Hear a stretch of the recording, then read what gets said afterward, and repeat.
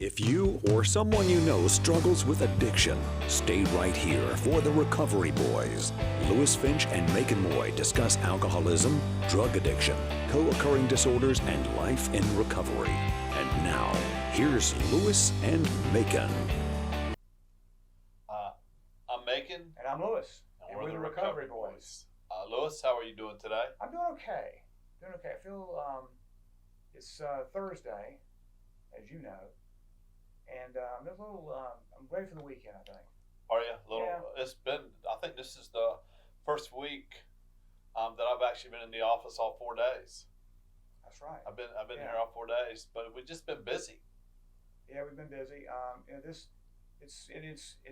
usually we're screening people, seeing folks, but it's just we've been slammed. Yeah, well, and the screenings have certainly stayed busy. Mm-hmm. But I wanted to briefly talk about how much we enjoyed having Jeff last week. That was nice. Jeff Georgia, and that's posted. It's on the website. It's on the recoveryboys.com website. If you haven't seen it, we also shared it on social media. I think I need to put it on the LinkedIn, and I'll get our guys to do that. But I did put it on some social media platforms. So if you don't, I watched it again just to try and remember the poem that he talked about, and talked about the love letters from God. That was probably the most most intense time we've ever had on the air. Well, I think he enjoyed the experience, and I think anybody who's ever been in therapy recognized what a dynamic personality he has when it comes to talking about the disease of addiction, alcoholism, mental illness, the things that he, the way he goes about establishing the relationship, and the way he kind of breaks into the conversations. I just thought it was amazing. Well, I think to me it goes to the fact he's been doing this for so long. Well, and that's what long-term recovery is about. It is, and it's also, it's funny. We have, and I know this is going to sound maybe a little strange, but we basically have the same conversation with different people over and over and over again. Oh, yeah. And so we do. I think that we, all of us in the space, sometimes we work hard to present what we need to present to the people we're dealing with in a more creative or a more impactful way. But the truth of the matter is that it requires honesty. It requires truthfulness. Mm-hmm. The things, and so there's only so many different ways you can ask somebody. And it's funny, you can always we can, and you do the screenings. We can tell when people are being honest with us, and we can tell when people are scared to let us know their truths. Well, I think that's what, I don't know about you, but this is what I get out of these discussions, and also the screenings that we do, is everyone's a little bit different, and you have to, kind of to your point, you have to serve it up to each person a little bit differently each time, because you don't know what's going to resonate with them. Well, and it's funny, people. I've had some people, especially in the last couple of weeks, I've had some people that I thought just weren't listening to me, and then all of a sudden, they'll ask you a question, and you're like, damn, they were listening, and you just weren't telling it to them in the way they could absorb it. Or maybe I think sometimes what we do is that we're looking for buy-in. That, and it's funny. I mean, listen, we're in recovery, even though we're certainly on the other side of the fence now. But we remember what it was like, the first time that we had a serious conversation about our problem. And sometimes it's hard. And one of the things that I wanted to discuss today, and we discussed this a little bit in the office when we walked in here, is the difference, or at least maybe an explanation, and you'll be a good one to explain this to the people that are watching us, and listening to us, difference between what treatment is and what recovery is, because it's two different conversations. Mm-hmm. And I'm right now dealing with one particular situation, well, a couple of them. I mean, we're always dealing with something, about how uninformed sometimes our parents or loved ones have when it comes to dealing with their child or their loved one that's been impacted by the disease. And the comment came, well, we sent them to treatment. Why didn't that work? Right. Why didn't treatment work? How many times have you heard that? Or you know what, we sent them to treatment 3 times. Mm-hmm. One of the things that I thought Jeff did a really good job of explaining, and I think we can probably further have a conversation about this morning, is how it's an environmental situation as well. I mean, you can't pluck somebody out of their environment, put them in a cocoon for 28 days, cure them, and then pop them right back in where they came from and expect that things are going to go differently. Well, and we've talked about this, and when I first got into this field, I kept hearing this term, it's a family disease. It's a family disease. And I really didn't fully understand it until I started working with the folks we work with and seeing their families. And what that means is that in most cases, the families are almost just as, maybe even sicker than the folks we see, because they're the collateral damage in all this. They remember the person, either whether it be a child or a spouse, they remember the person that they fell in love with or that they gave birth to that really isn't there anymore. And they don't understand why that person is like that. And as a result, they don't know how to cope with the sudden change or the lack of change. Well, it takes place either when they go to treatment or during the recovery process. Yeah. Plus, I think they underscore how much damage has been done to them, and they need treatment, quote treatment, or they need to be taken care of just as much as the addicted child or loved one is. And I think sometimes one of the things that we don't see is we don't see the parents or the husband or the wife or the siblings, for that matter, spend any time trying to take care of themselves. They're too busy thinking that if they can just fix the problem with the addicted person, the alcoholic or the drug addict, then their life will also get better. But invariably, and we see it all the time. I mean, Taylor, my wife, she's been working with the PTSD folks a lot lately, and it's so impactful. Not just the person who's suffering from it, but the person the caretakers. Exactly. And the caretakers need treatment or at least they need some help as well. Well, I equate it to what I went through when my first wife died. I thought that I had grieved her loss, and it could have been further from the truth. But when you're in the moment and you're witnessing all this calamity that's going on, which is really what happens when at the end of someone's life, you're just trying to keep it together, and so you're coping with the moment. You're not really dealing with the overall arching picture of the grieving process, which ironically happens with family members when the person does come back with some semblance of recovery in them, because they've lost that part of them that the family was used to.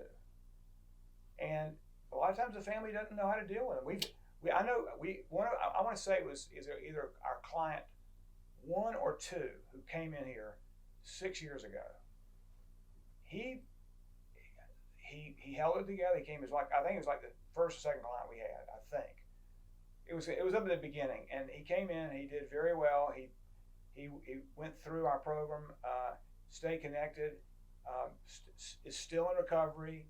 Very, it's been, like I said, it's been over with him. It's been over 5 years. It'll be 6 years, I think, this coming spring. But he stopped doing the things that his wife, in particular, didn't like about him. And when he stopped doing them, she didn't like him anymore.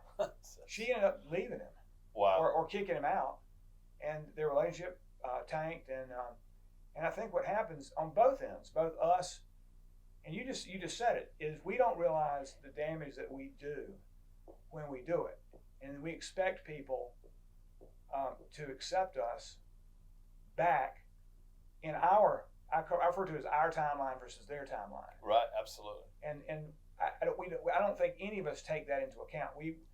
if you only knew it was in my head, you would never ask me again if I've had a drink. You know? Well, plus I think that the truth of the matter is that we are, first off, we have ego problems. Most of us that are in active addiction, we certainly deal with a very healthy ego, unhealthy ego, however you want to term it. But we come out of treatment thinking that we should be given a parade, that we should be on the front page of the newspaper, look what I did. And we don't realize that we're actually coming out of treatment and going back to an environment where everybody's mad at us or everybody's sick of us or we've done a lot of damage. And so not only do the people not receive us back, I think sometimes there's that artificial, we're so glad, but underneath the surface, they are irritated. First off, we've cost them time, we've cost them money. They have had to typically turn their lives upside down to accommodate our disease. And so it takes a long while for people to quit being mad at you. Well, and the reality is, from our standpoint, because alcohol and drugs are so prevalent out there, and again, we've discussed this before, when used the way they're supposed to be used, life goes on. I mean, alcohol can have a positive function to it. Yes. If no other reason, a chance for us to get together and share experiences together. But the way that folks like us handle it, it becomes the problem. I think, and that's one of the reasons why we try to get, particularly the family members, involved in some form of community support, whether it's therapy, one-on-one therapy, or either family therapy, or the Al-Anons and the Nar-Anons, which are the family component of Alcoholics Anonymous and Narcotics Anonymous. Correct. And that's one of the reasons that at Wellwyn we do have a very strong family component. It's just not one-on-one counseling, group counseling for the individual. We also offer families and couples counseling. So if you've got children that are of age that could come in and talk with the other spouse, let's say, with the person of concern, or you've got a situation where you've got a sibling, let's say, that needs help. You can bring them in and you can focus on the family unit that way. But we also have a twice a month multi-family group that gets together, and these are family members of all of our families, and they share their experience. And a lot of them are a lot further along in this journey, and they help the ones that aren't quite there yet. Because most people come in here, they think they're living on an island. They think they're the only people experiencing this. Yeah. And it couldn't be further from the truth. Well, and I think that one of the things, especially the Al-Anon folks, they need a forum where they can talk about how mad they are, and be in a room full of people who understand what they're saying. I mean, one of the great things about Alcoholics Anonymous, Narcotics Anonymous, Celebrate Recovery, all of these group, they're in effect, it's like group therapy, only it's not as structured, but it's the same people sharing their experiences. And so I think it's important that the Al-Anon folks have a chance, because I think a lot of them feel guilty about how much they dislike the people that they're supposed to love. Yes. But, let's face it, I mean, the person that they love has disappeared, and the person they don't like is now the person that is front and center in their life. And it's stealing money from them, it's, destroying their happiness. I think that we who are in recovery, or the ones who are still in active addiction, will never fully appreciate how much damage we do. Well, you had said before we started this that you wanted to kind of head down the path of the difference between recovery and treatment. And I think to me, the one clear thing that differentiates treatment from recovery is in treatment, you do get direct feedback, and you do get people asking you questions that you don't get in the recovery. And I'm talking about the rooms of Alcoholics Anonymous. Let's say in AA, you don't give advice. They tell you not to give advice. They tell you to share your experience. But in treatment, you are absolutely given advice, not only by your therapist that you see in group and individual sessions, but you're also getting feedback directly from the other folks that are in the same situation as you, which to me is invaluable if you'll just take the time to take the advice. Well, listen, I mean, it's like anything else, especially for those of us, and that's one of the things I want to talk about. 9 times out of 10, hopefully 9 times out of 10, when people go into treatment, they're ready for help. Right. And so treatment has a chance to Correct. to at least impact the way their decisions and the way they're living their life. Unfortunately, we have a lot of people going to treatment who are being forced in there to basically make everybody quit complaining about them, or they're in trouble and they're trying to look for a 28-day place where they can escape the consequences of their behaviors and their addictions. But treatment is not a place that fixes people. It's a place where you get started. The real work and recovery comes after treatment. And I think it's so important for parents, for people who are supporting somebody who's going to treatment. First off, it's usually a sizable financial commitment. Oh, yeah. And so, I think that people expect more sometimes. I think maybe the people in the space, sometimes we are so busy selling our facilities that we don't limit expectations. We make it sound like, hey, this is where your loved one needs to be. And so for the uninformed, after you've paid a lot of money to have somebody go somewhere and they come out and you expect them to be the same person they were before the drugs and the alcohol hit them, that's just not the way it works. No, and to your point, one of the things that we started explaining to people early on is, because the 2 questions we always get asked by everybody: how long am I going to be here, and how much does it cost? Yeah, that's it. Neither of which I can answer because I don't know how severe you are, how acute you are, at what level do you come in, because everybody comes in at a different level. Yep. A lot of people come in here and their lives are almost in total shambles, where you go, I don't know how this is going to turn out any better than it already is. Or you have some people come in here and they recognize it pretty much early on and they're ready to get it stopped. I've seen successes on both ends of that. Probably because the folks who are to the point where they're about to lose everything recognize that. And again, we talk about this, that no one comes in here without consequences. Right. So I think what we see is, we want people folks that are dealing with an alcoholic or an addict need to take advantage of the consequences when they can, and not to make the person feel any worse, but to use what's available to them to get them moving in a path that will get them to the point where they can get into recovery. Because I think we've done a very poor job of describing to people what recovery is like. That's the whole point, is that it's a cool term to use. Yeah, I'm in recovery. What does that mean? Well, we say it often. It's like being in remission. That's exactly what it is. But on our side of the fence, on the behavioral health and the addiction side, it's different than if you were in relapse mode. Not relapse mode. Help me out here. If you're in recovery mode, it's a mental health and addiction issue versus a physical issue. Correct. From that standpoint, so you can kind of see it easier if you were recovering from a physical issue. Yes. Say if your leg hurt and it created a situation where you couldn't walk. Right. It's easier to see that, and you can see the progress being made. It's very difficult to see the progress being made in recovery. It's very incremental. Well, and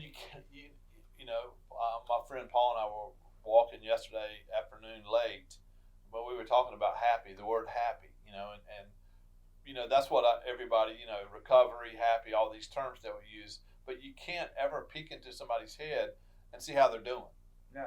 And unfortunately, people that are addicted, addicts, alcoholics, mentally ill folks, we have a innate ability to manipulate and to not be honest.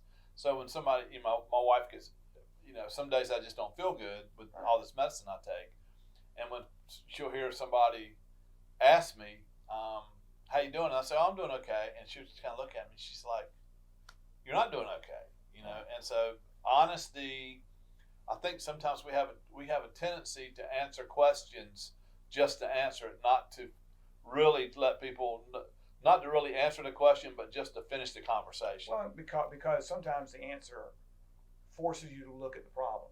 There's no question about it. There's no question about it. And I think that's the how do you live with somebody, and maybe this could be a whole separate show. Maybe we could bring in a guest so we could definitely have a conversation about it. What's the right way to handle somebody coming out of treatment? If you're the parents or if you're the loved ones, what's the right way? I mean, do you bring up what happened in treatment? Do you just act like it didn't happen? I mean, what's the right way? And I think one of the things that we discover is there is no right way. Yeah, every situation's different. Well, I'll give you an example of this because we talk to families all the time about, okay, your loved one's getting ready to come out of treatment. What do I do with all the alcohol in the house? For those people who don't have a problem, do I take it out of the house? Do I hide it? Do I put it behind lock and key? What do I do with it? I will tell you, I don't know that I think a lot of people would tell you to take it out of the house initially, but from my standpoint, it angered me. It pissed me off when I realized that my behavior had required her to change her behavior. Right. It really did piss me off. And I'm thinking, and then again, that from my standpoint was good because I recognized that my selfishness, my behavior, had created this dynamic. So I encouraged her. I thanked her. I encouraged her to do what she needed to do. I mean, she would.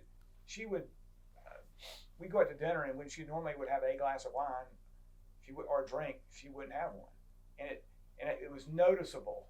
Because the waitress comes around, she goes, "Would you like anything to drink?" And normally she'd go, "Yeah, have a whatever," and then I'd go Diet Coke or unsweet tea, whatever, and she would say the same thing. I go, "Are you sure?" "Yeah, I'm okay. I'm okay." Yeah. That passive aggressive "I'm okay" business.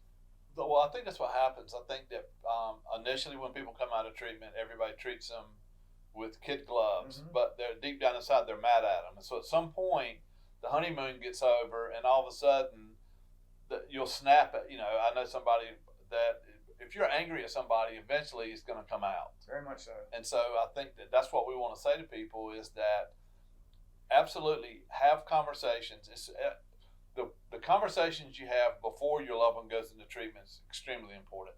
The conversations you have with them coming out of treatment are probably more important. Because what you're doing is you're setting the standard about how things are going to go forward. And like I say, I mean, you can't, if you're mad at somebody, you can't act like you like them because you're worried about what's going to happen to them. Eventually, the mad comes out. Or eventually you'll get tired of that. And they'll do something, or the old behavior will show back up. And then you're scratching your head thinking, how could I have spent all this money and I'm right back in the same situation that I was? Well, it's to your point. We have a set of parents right now that we're dealing with. Their 60-some-year-old daughter, and they don't understand why she's not cooperating. They really, and it may be their age, and I understand that. I can tell you at my age, there are plenty of people who don't understand it. But they just think that they spent all this money, and she isn't going along on the ride with them.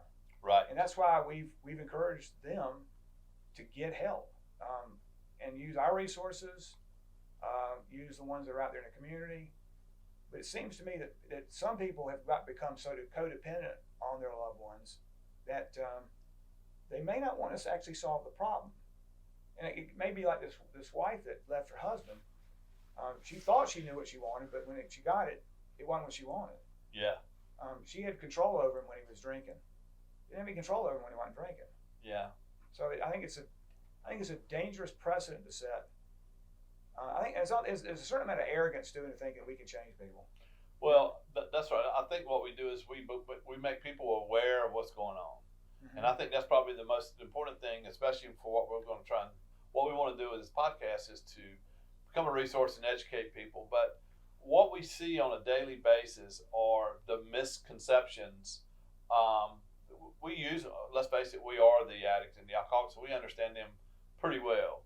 The parents, the support group, is we have a hard time trying to make them understand because they want to figure it out.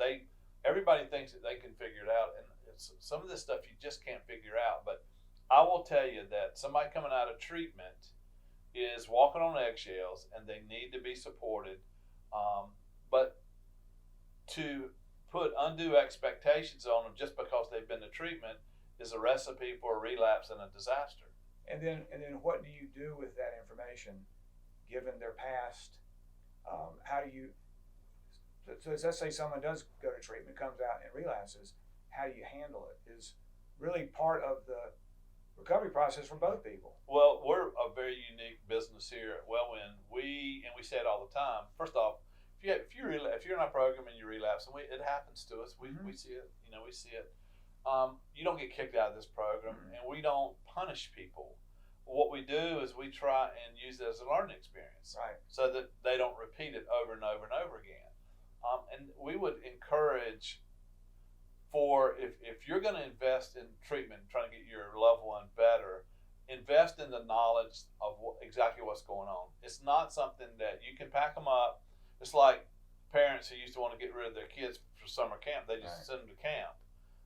That's not what happens in treatment. And so I think it's really important for people to understand the difference between what gets accomplished in treatment is usually you put them in a environment where you make all the decisions for them. You get them a little bit more stable physically, but the mental part of it, the spiritual part of it, just starts in treatment. It doesn't. You don't complete the process in treatment. You start the process in treatment. As we say all the time, intensive outpatient therapy. That's where the real recovery work gets done. Right. The treatment is where it gets started. Well, you're laying a foundation. You mentioned it, stabilization. Right. We refer to as residential treatment as stabilization. Just so the different levels of recovery or treatment are detox, residential. There's another step between that and then intensive outpatient, which is what we do here. But the bottom line is when you get on the outside, when you and you mentioned the cocoon effect. When you're on the inside, it's damn near impossible to drink and do drugs. I mean, you can work at it. I've heard of people doing it before, but it really is difficult to do. When you're out here on the outside, it's really easy to do. It really is. So what do you do when that happens, when it comes up in the family issue? Well, we refer to it several ways. We hitting the reset button. We don't refer to relapses necessarily but sometimes as slips. So what's a relapse versus a slip? I don't know. In my head, it's more of a how long did the slip go on? How long when did the slip turn into a relapse? Right. Yeah. But then what does the family member do with that? What does the loved one do with that?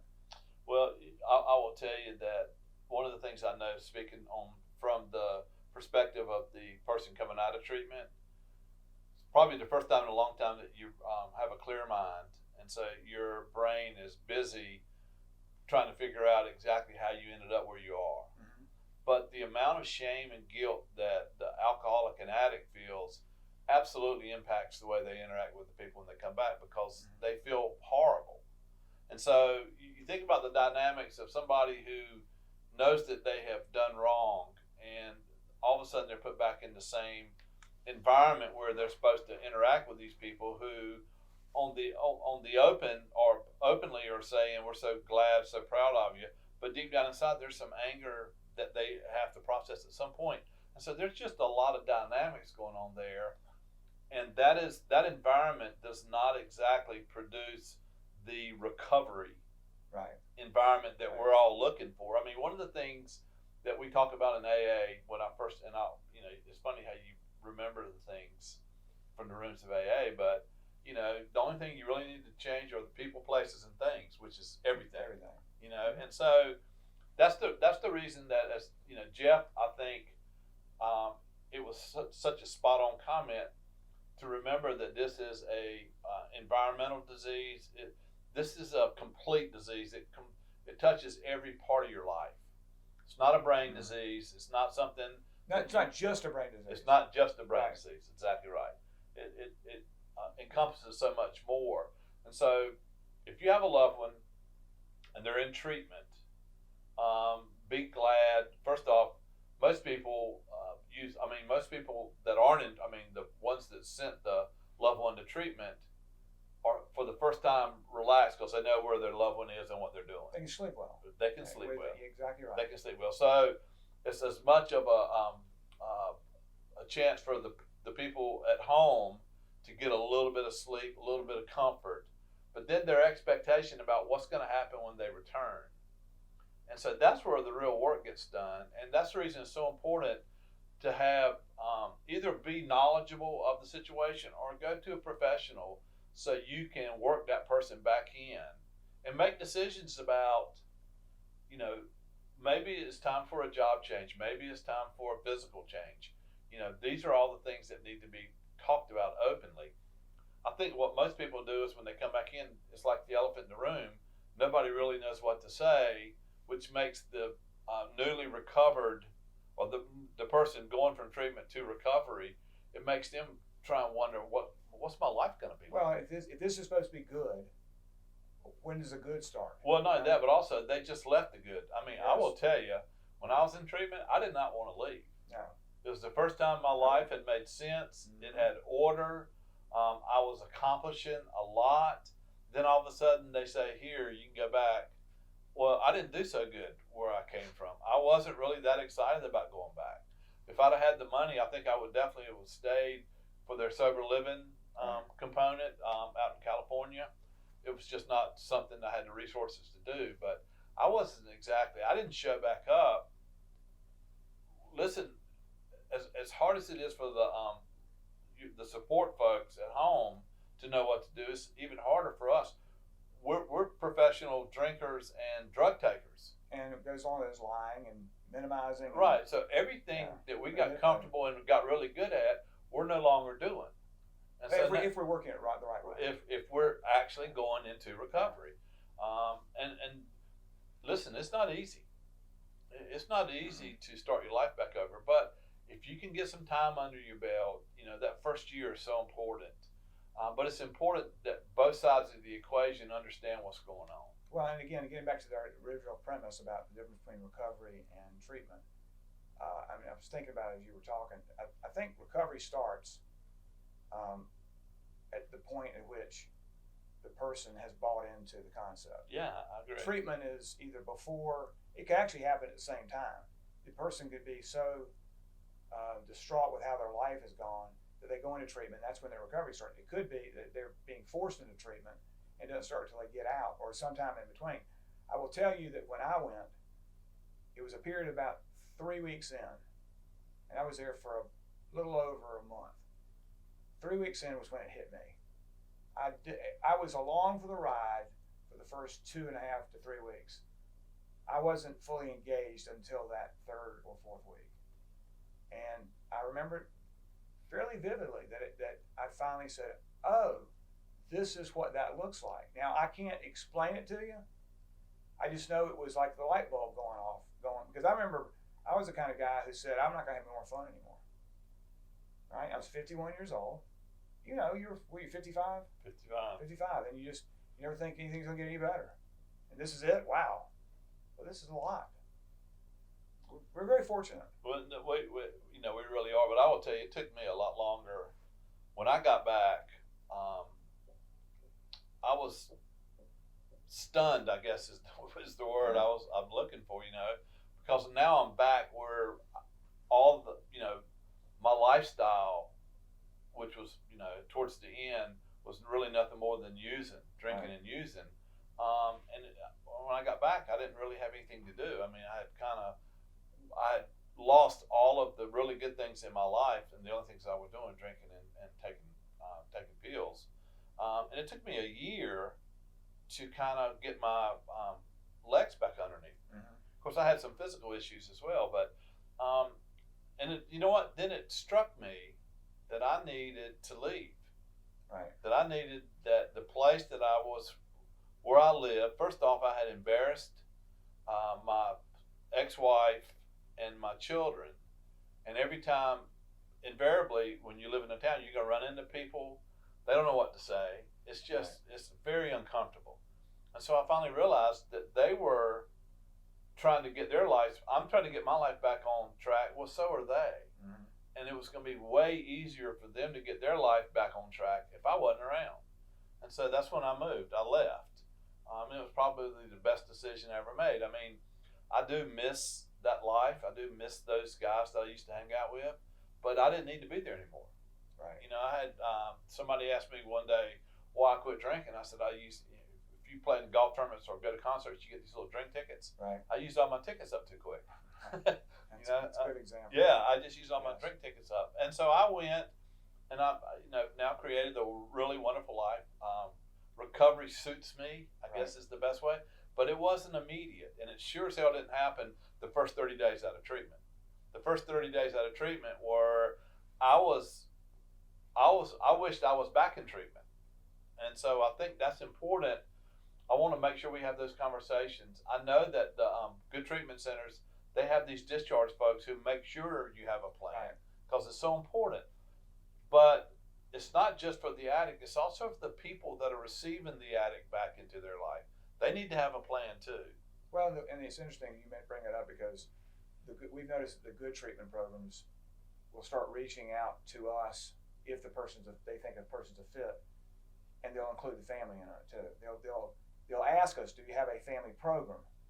Because they recognize the fact that this disease does affect more than just the individual. Yeah, it does, and it is a lifetime disease, as you and I both understand. But it also impacts the family for a lifetime. I mean, you don't get over some of the stuff that happens. No. And so, one of the things that we would wish for everybody is that if you have somebody who needs treatment, I hope they get it. Do your research and make sure you're sending them to the proper place. Right. That's one of the things that we probably do as much work here at Wellwyn as navigators, making sure that we fit the problem and the person to the facility. Well, we probably need to do a show just on what questions do you ask? I think so. What do you know? What's a good treatment program? Yeah, and I think maybe what we could do is we could bring in I think it would be a really good show to bring in a family who had success in treatment and have a family who didn't have success in treatment. Yeah. And ask what's the difference. Maybe, and it might have been as simple as their expectations right away. I think that's what this whole show is about. Being educated about about the process and about the expectations, because I think that I hear people all the time who tell me, and I just had a conversation this week, treatment doesn't work. It's the biggest waste of money. It's a money grab. And I guess if I'd sent my son or my daughter or my wife to an expensive treatment center 3 times and kept on getting the same thing, I'd agree with them. Right. But clearly, either the person wasn't ready for treatment. Some people don't want treatment. Some people are perfectly happy being an alcoholic or a drug addict, and some people will go through life and die and never get better. That's just the way this disease works. That's the way life works. That's just the way the disease works. But the people who do want help us out there. Treatment works. Recovery is a wonderful place to live, but it's not something that you can learn about it's not. You can't read a book. You can't go to a website and be completely educated. You have to understand what's going on. Well, and please understand that being in recovery isn't simply not drinking or using drugs. That is not being in recovery. Yeah, that's probably one of the most important things that we can make people understand is that recovery is a way of life. It's not dropping the bad habit. It is really about taking care of the core issues that drove you to do those things in the first place, which tend to be mental health related. Absolutely. And if you're dealing with mental health, it's not something that's going to go away overnight, and it probably is something you're going to have to deal with for the rest of your life. Probably, and also one of the great things about recovery is that if you're lucky enough to experience getting into recovery, if you're unfortunate enough to be an alcoholic or a drug addict, and then fortunate enough to get help and get into recovery, you should. At least my view. And I think the view of a lot of people in recovery, you should spend that time helping other people, and trying to clean up the mess that you created. Right. And I'm going to tell you something. It's been almost 10 years, and I still got a lot of that mess I still need to clean up. It's funny you should talk about it, because I remember on Monday, we had a screening of a woman who's about my age, around that same time. She retired. And she had called us. We had not gone looking for her. We don't need to do that. But she'd come in here and she thought she was ready to do something, and it became apparent that she wanted to diagnose and treat herself. That's Which so much. Well, and we do see so much of that, and we tend to try to talk rationally with people when they get to that point, and hopefully they'll understand it. And it wasn't connecting with her, and she goes, why do you do, in the first place, you brought up the people say it's a money grab. Well, and we talk about this all the time. I will tell people that we are a for-profit, just not yet. Right. So if the objective of this place is to make money, it's not quite happening yet. Yeah. So if that's your excuse, pick another one. Yeah. But what I explained to her, she kept going, why are you here? And I said, well, I like to make a difference because in my former life, I was in a certain business where I helped some people some of the time, but it isn't like this. And I said, I want you to understand this. I know you think that I'm here today for you. But you're really here for me. Yeah, you hear that all the time. And I meant that. I said, I see in you a lot of the things that I went through when I was in this early stage, and a lot of it's denial. And I'm hoping that you'll grasp the concept that there's a better life on the other side of this, and you'll find the resources and the both internally and externally to help you get where you need to go. But and there are people who don't go to treatment. Let's admit it. Some people don't go to treatment and come out of this thing okay. They do. There's no question about it. But there are resources out there that are not at the simple AA, NA level. And I say simple in that all those are free. In Raleigh, particularly, there probably is a meeting every single hour, other than maybe like midnight to 4. Yeah. If you can't find a meeting, you're just not looking. That's exactly right. But that's not treatment. It's a way to connect with other alcoholics and addicts, which is part of the recovery process. Correct. As you mentioned. Yeah. Well, I think that one of the things, and we'll do this with another show, we'll continue to talk about this because I think that people need to understand it's easier to accomplish goals when you understand all the different aspects of it. Right. And, I think that, I mean, only because when I said I wanted to talk about this morning, it's because I heard it twice this week, treatment doesn't work. And it's like, well, that's not true. Treatment definitely works. But there's some work that goes along with treatment.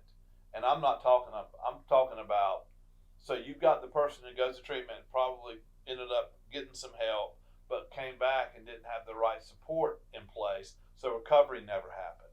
Invariably, they go back.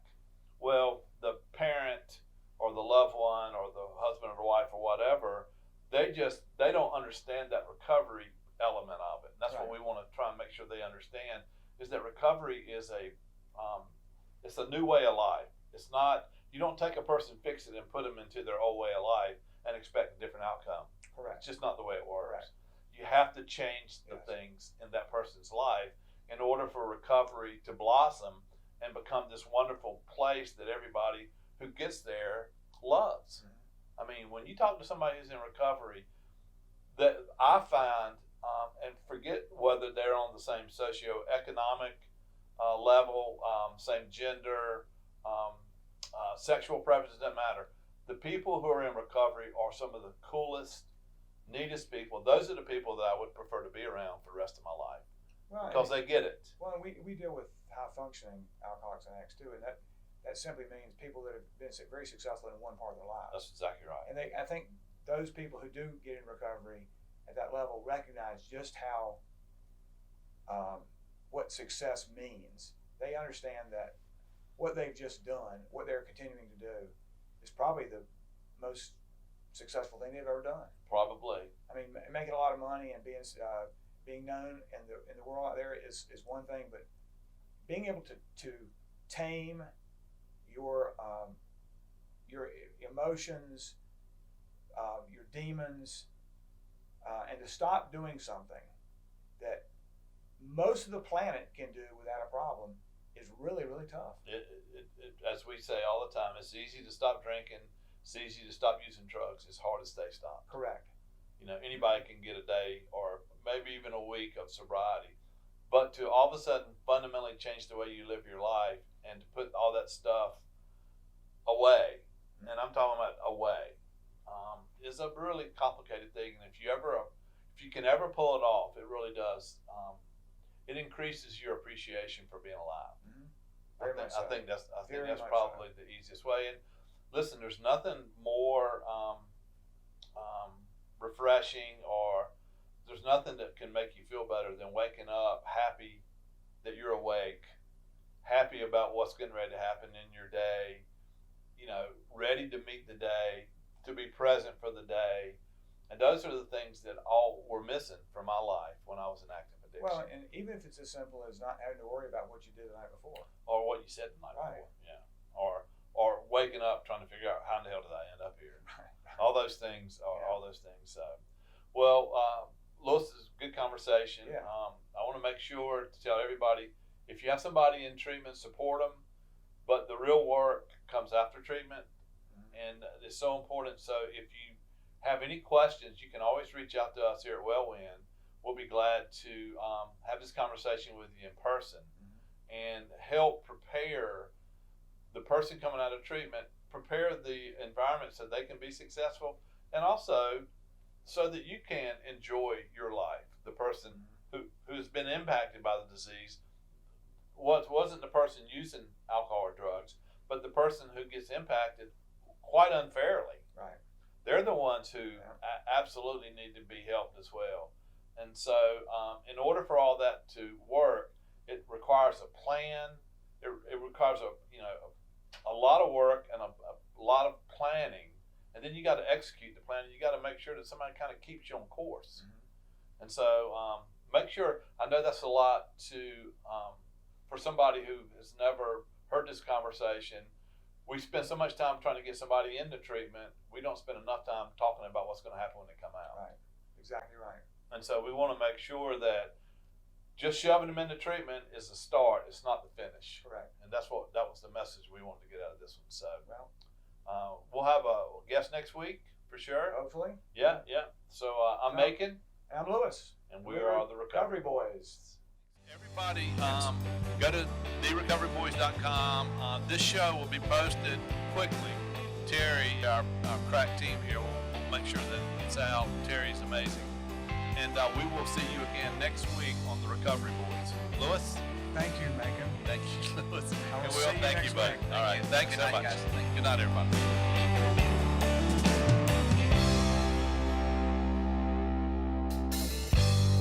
Mama, take this badge from me, 'cause I can't use it anymore.